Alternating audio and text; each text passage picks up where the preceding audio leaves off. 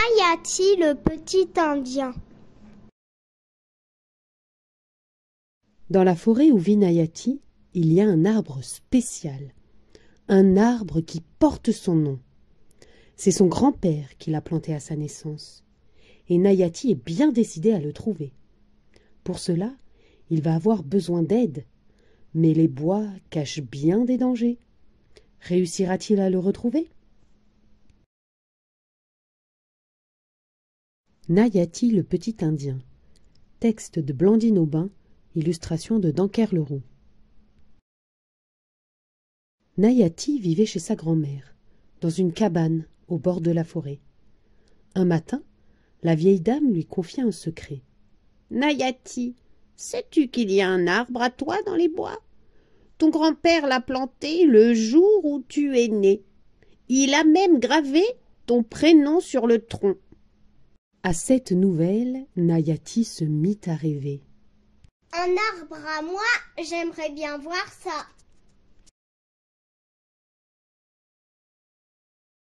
Aussitôt, il fila vers la forêt. Un peu hésitant, il avança sous les arbres et écarquilla les yeux. Autour de lui, tout était sombre et silencieux.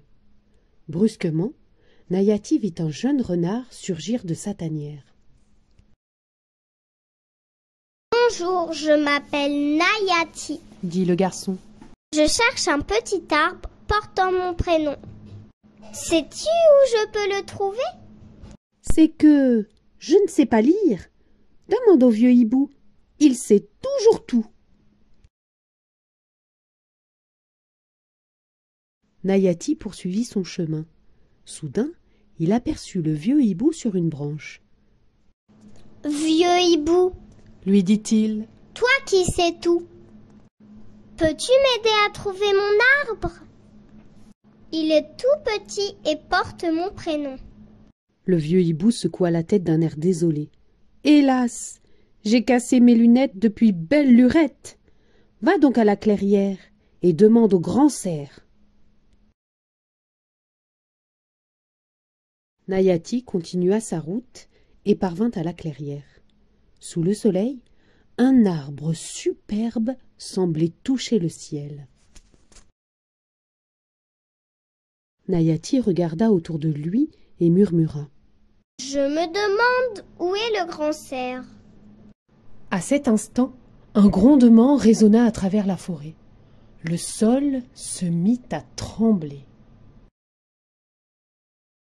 Effrayé, Nayati se réfugia entre les branches de l'arbre et vit 5 bandits armés jusqu'aux dents.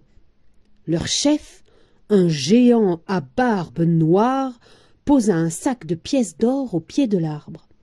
« Installez tout ici, » ordonna-t-il, « et préparez un feu de bois pour faire cuire mon repas. » Derrière l'épais feuillage, Nayati retint un cri. Encerclé par les bandits, le grand cerf se débattait avec fougue. Sans perdre de temps, Nayati chercha un moyen de l'aider. Il détacha la boucle de sa ceinture et l'accrocha à une ficelle, comme un hameçon. « Je vais partir à la pêche, » chuchota-t-il. « Aide-moi, grand arbre. » À califourchon sur une branche, Nayati se pencha en avant. Après plusieurs essais, il parvint à agripper le sac de pièces d'or. Puis, sans un bruit, il le remonta jusqu'à lui. Une seconde plus tard, le chef des bandits poussa un rugissement. « Ça alors, qui a pris mon or? C'est vous, bande de filots ?» Le regard étincelant, il attrapa l'un de ses compères et lui botta le derrière. « Aïe, c'est pas moi, chef !» protesta le bandit. « C'est lui !»« Comment ?» s'exclama son voisin. « Prends ça, tiens !» Et bing! Et bang! Les bandits entamèrent une terrible bagarre.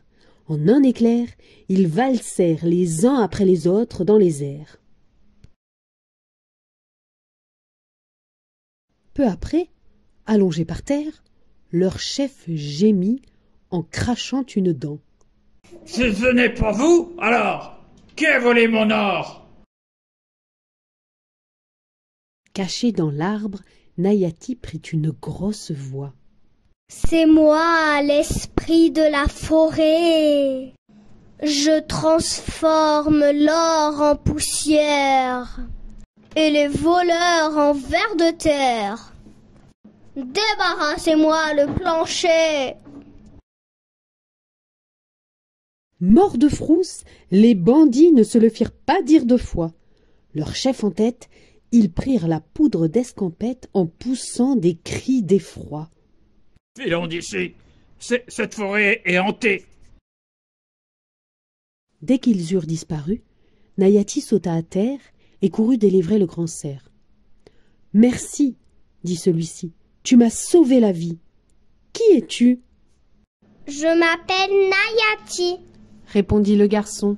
« Je cherche mon arbre, un petit arbre qui porte mon prénom. » Le grand cerf montra à Nayati l'arbre qui venait de lui servir d'abri. « Eh bien, tu l'as trouvé, mais il n'est pas petit. Il est grand, aussi grand que ton courage. » Nayati s'approcha de l'arbre et découvrit son prénom gravé dans l'écorce. Fou de joie, il serra le tronc dans ses bras. Alors, tous les animaux de la forêt se posèrent sur son arbre et se mirent à chanter.